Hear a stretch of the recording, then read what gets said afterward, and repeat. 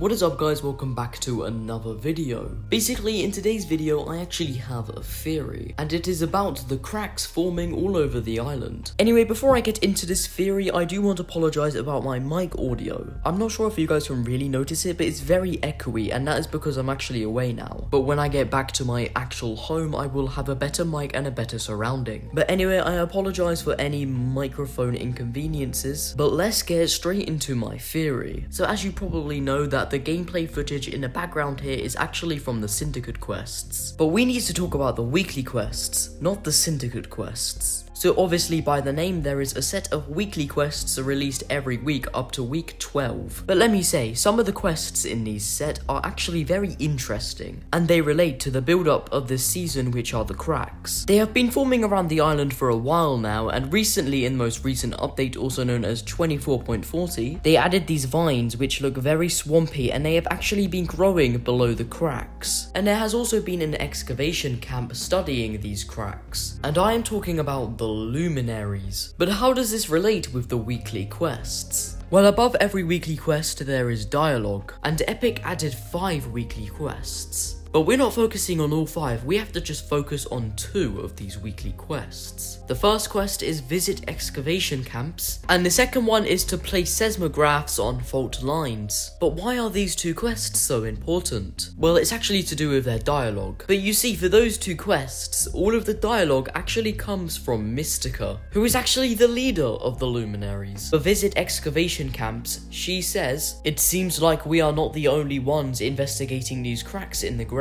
Then next to it says from Mystica. And the dialogue for place seismographs on fault lines, well, she says this seismic activity is highly unusual. We should monitor it closely. Again, from Mystica. But go back to visit excavation camps when she says it seems like that we are not the only ones investigating these cracks. But Mystica is talking about the luminaries, so who else is actually studying these cracks? Well, that's where my theory comes in play. If you would remember in chapter 3, basically in season 3, we had something called the No Sweat Summer, which was honestly probably the worst summer event, but that summer event had a lot to do with the No Sweat Insurance. The No Sweat Insurance are a company who rebuild properties after they have been destroyed. And I know this isn't really relevant, but I'm now actually at my house, which means I've got my normal microphone surrounding now. But moving on, an example for the No Sweat Insurance was in chapter 2, season 3. As due to the device, half of the island was flooded, in which this caused a lot of damage to properties. But some of the properties around the island were actually fine. And basically this is because the No Sweat built floats beneath the surface of the properties. So the properties would just be floating in the water until the whole island has drained. And so the No Sweat Insurance are kind of lifesavers. In chapter 1 their HQ was in Tilted, in chapter 2 it was in Lazy Lake, and in chapter 3 it was in the new version of Tilted Towers. But in chapter 3 season 4 the No Sweat Insurance made locations float again, and this was to prepare the island for the fracture event. And the No Sweat's goal was to basically bring all of these little locations to the island of chapter 4, also known as Asteria. But in the end this did not work, as Reality Zero literally blew up. But some of the same locations were actually also seen in the fracture event. Well, it was actually the locations that were floating by the No Sweat balloons. But ever since the fracture event, we have not seen or heard of anything from the No Sweat Insurance, which leaves us to question where they could be. Well, the answer to that question is that nobody knows. To be honest, they could still be floating around space, but we are not 100% sure. But cracks are forming around the island, while they are also forming literally around the 0 point, which is not good. And we do know that the luminaries are investigating this, but Mystica also said that someone else is as well. And my theory being that those other people researching the cracks could be the No Sweat Insurance. And I do realize that there isn't any sign of them on the island, but these cracks and rumbles are actually going to affect